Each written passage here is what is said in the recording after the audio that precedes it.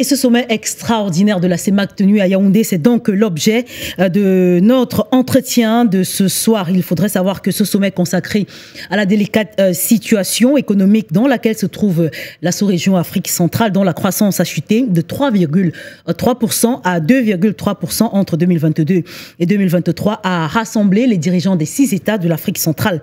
On en parle avec Serge Pélé Onana. Il est économiste. Bonsoir monsieur et bienvenue sur Dash Télévision. Merci Madame Garmel, bonsoir à vous, bonsoir à vos téléspectateurs. Merci de nous accueillir une fois de plus pour échanger sur l'actualité brûlante, actualité économique de notre pays et de la sous-région. C'est un plaisir et un honneur d'être là à nouveau. Il y a urgence, ça c'est certain, on l'a vu avec la convocation en urgence justement de ce sommet. Mais on se poserait la question de savoir pourquoi ce sommet des chefs d'État de la CEMAC, pourquoi maintenant ? Eh bien, pour des raisons qui ont été évoquées déjà dans les différents reportages. La première étant que des indicateurs macroéconomiques ne sont pas rassurants pour la zone CEMAC. Le premier indicateur étant celui de la croissance, qui est en baisse de 3,3% à 2,3% entre 2022 et 2023. Même s'il y a eu un petit relèvement à la fin de l'année 2024, on se situe autour de 2,7%. C'est inférieur aux objectifs. Ensuite, les réserves de change. Les réserves de change, ce sont des avoirs détenus par la Banque centrale. Ces avoirs qui sont en valeur étrangère ou alors en or, qui connaissent également une baisse draconienne. On a également, du point de vue de l'inflation, une situation moins enchantante. C'est également le cas du chômage, du taux de chômage dans la zone, qui, comme on l'a entendu dans le reportage, un citoyen dans la zone sur 4 n'a pas d'emploi. Donc ces indicateurs macroéconomiques, n'est-ce pas, témoignent bien que si rien n'est fait, comme l'a rappelé le chef de l'État, son Excellence Paul Biya, compte tenu des projections qui ne sont pas rassurantes, parce que les experts annoncent des cours de matières premières en baisse dans les prochaines années et davantage une situation macroéconomique moins rassurante. Donc, il était donc important de se rencontrer. C'est pourquoi on a parlé d'un sommet extraordinaire. Parce que quand on dit extraordinaire, ça veut dire qu'il y a urgence pour voir dans quelle mesure pallier à cette situation-là. Parce que vous savez qu'en Afrique, on dit que lorsqu'on a une main ne peut pas attacher un mai. Il faut 2 mains, 2 traduisant ici le pluriel, pour indiquer que l'union fait la force. Parce que figurez-vous que lorsque les chefs d'État se sont réunis la dernière fois, c'était face à la menace de la crise sanitaire, Covid-19, et les directions qui avaient été adoptées ont plutôt produit des résultats rassurants, parce que la zone CEMAC, il faut au moins le relever, a été au premier rang desquels le Cameroun. Les pays ont fait preuve d'une résilience à la crise sanitaire qui a été saluée par les organismes internationaux et les partenaires au développement. Donc, il fallait donc se rasseoir pour voir comment mutualiser les forces et pour faire face, n'est-ce pas, à ce contexte particulièrement inquiétant. Alors, les 6, autant qu'ils étaient en convenu d'une chose, l'heure était aux réformes urgentes et surtout concertées pour éviter une crise économique et financière. Alors, la question que je vous pose à vous est celle de savoir quels sont les leviers dont dispose la CEMAC aujourd'hui pour justement relever les défis de la croissance et de développement des différents États membres. Très bonne question, Madame Ga. Il faut déjà soulever que la CEMAC bénéficie quand même, contrairement à la CEDEAO, d'une stabilité politique. Ça, il faut le reconnaître au niveau du sommet de l'État. Si on regarde les 6 États de l'Afrique centrale, on constate quand même qu'il y a une relative stabilité politique. C'est vrai qu'on a accusé un coup d'État au Gabon, mais sans effusion du sang. La transition, bien que s'étant opérée par les armes, a été plutôt pacifique. Au Tchad, il y a eu la mort subite de l'ex-président Idriss Déby, mais son fils a pu prendre la relève. Il a été réélu. Il a été élu il y a peu, dans un contexte également calme. Donc, ces deux cas de figure qui pouvaient Mais le contexte économique, quand même, permettez-moi de vous couper, oui. diffère. La CEDEAO, ces États de l'Afrique de l'Ouest, ils ont un contexte, une situation économique moins catastrophique que celle de l'Afrique centrale. Oui, mais je voudrais présenter les avantages comparatifs, justement, que l'Afrique centrale dispose. Parce que quand vous voyez ce qui s'est passé au Niger, au Burkina Faso et dans d'autres États, des coups d'État militaires avec des situations économiques incertaines, des recherches d'une monnaie sans, justement, des dispositions légales ou alors des dispositions techniques en matière de politique monétaire qui soient fiables ou crédibles. Donc, ça, c'est le premier atout, c'est-à-dire que la stabilité politique relative de ces pays de la zone CEMAC qui leur permet quand même de pouvoir attirer certains investisseurs, parce qu'on ne peut pas investir là où il n'y a pas de paix. La deuxième chose qui va avec la première, le deuxième atout, ou la deuxième force de ces États-là, c'est bien entendu le fait qu'ils aient des chefs d'État expérimentés, au rang desquels le président Paul Biya, le président Denis Sassou Nguesso, le président équato-guinéen, Obiang-Nguema, Bassoro, qui ont quand même beaucoup vu et qui peuvent avoir beaucoup appris pour conduire, n'est-ce pas, cette sous-région-là dans des sentiers moins troublés. Troisième autre atout qu'on peut avancer ici, Madame Munga, c'est quand même que dans la zone CEMAC, la libre circulation des personnes et des biens est une réalité.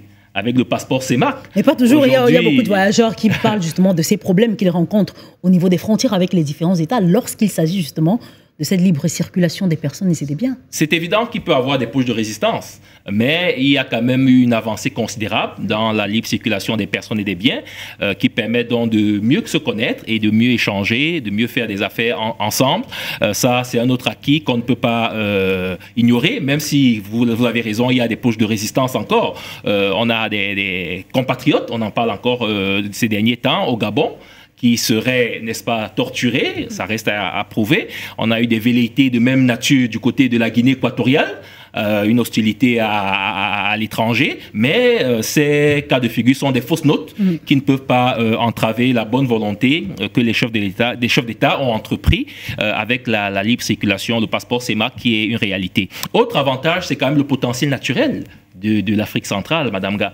Nous avons des richesses naturelles, la forêt, nous avons des richesses hydrologiques, n'est-ce pas, le Cameroun en premier.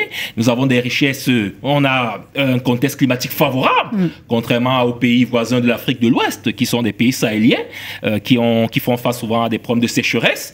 Mais la pluviométrie est plutôt favorable aux pays de la zone CEMAC, ce qui devrait constituer une opportunité, par exemple, sur le plan agricole, malgré les mutations climatiques qui nous rattrapent aussi, malheureusement, ces dernières années. Et puis, un dernier avantage qu'on ne saurait ignorer ici, Madame Ga, c'est que la sous-région Afrique centrale dispose également de gisements miniers importants dans la politique justement de diversification des structures de production.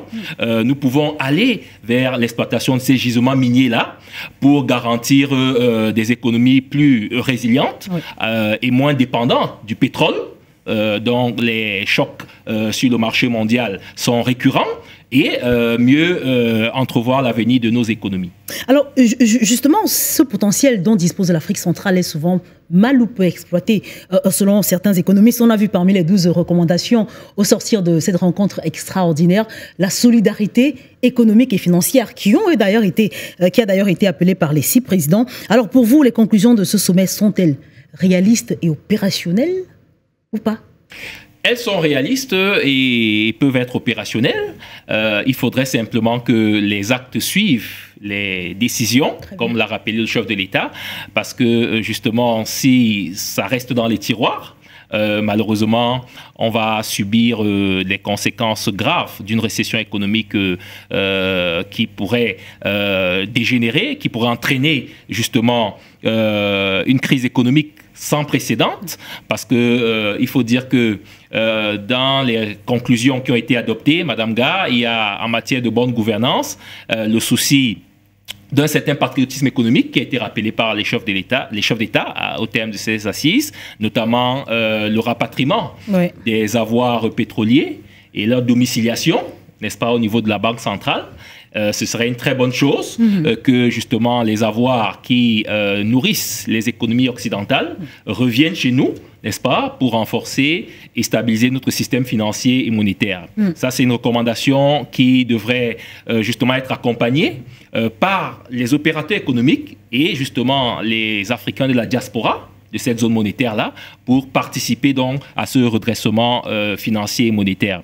Ensuite, l'autre mesure peut-être qu'il faudra prendre en considération, c'est justement revoir la nature de la dette. On a parlé d'un endettement prudent. Et ça, c'est très important parce que figurez-vous que la dette et la crise d'endettement, parce qu'il s'agit d'une crise d'endettement, est à l'origine, est la manifestation, le résultat de deux grandes limites dans la gestion de la dette. La première est quantitative, c'est-à-dire le rythme de la dette est assez inquiétant parce que justement, si chaque jour un débiteur vient vous voir, Madame Ga, pour vous demander de l'argent, si vous avez donné les premières fois, si ça devient récurrent, vous allez vous poser des questions. Donc ce rythme de la dette traduit bien justement et pose le problème de la gouvernance de la gestion à la tête des États africains de la zone CEMAC. Ensuite, il y a la qualité de la dette. Parce que la dette en elle-même n'est pas un problème, mais si les fonds sont utilisés pour stimuler l'investissement et générer ce que l'économiste John Maynard Keynes appelait l'effet multiplicateur. C'est-à-dire que lorsque l'Europe, par exemple, a été victime de la Deuxième Guerre mondiale, dévastée par cette Deuxième Guerre mondiale, vous vous souvenez du plan Marshall qui avait été proposé à l'Europe. C'était une aide sous forme de dette. Mais l'Europe l'a exploitée, s'est reconstruite, n'est-ce pas? Et aujourd'hui, emprunte à ceux qui l'avaient soutenu à cette époque-là. Donc la dette a plutôt servi au redressement, à l'émancipation et à la croissance de ces États-là. Mais il faudrait donc que chez nous, que la qualité de la dette, parce que si on s'en tient par exemple au fonds Covid, qui était venu en appui de notre État pour soutenir la conjoncture de ce temps, de cette époque-là, on a bien vu que ces fonds ont fait l'objet de controverses. Et la Cour des comptes a rendu justement son rapport et on voit bien qu'ils ont été détournés, n'est-ce pas, à des fins personnelles. Donc, le problème de détournement des deniers publics et justement de la mauvaise répartition des fruits de la croissance lorsqu'elle est générée, ainsi que la corruption, n'est-ce pas, au sein de l'administration publique, doivent être sévèrement sanctionnés dans ces États-là qui connaissent pratiquement les mêmes réalités en matière de gouvernance. Ensuite, il faudrait aller plutôt vers des prêts concessionnels. Quand on parle de prêts concessionnels, Madame Gass, ce sont des prêts à des taux d'intérêt bas que le taux d'intérêt du marché et qui offrent également des temps de remboursement longs, permettant donc aux États d'avoir des conditions flexibles en matière de négociation et, très important, à impliquer donc les entreprises privées. Ces grandes entreprises privées, parce qu'il faudrait que l'État comprenne aujourd'hui que le modèle keynésien qui voudrait que l'État soutienne des projets structurants amène à creuser la dette.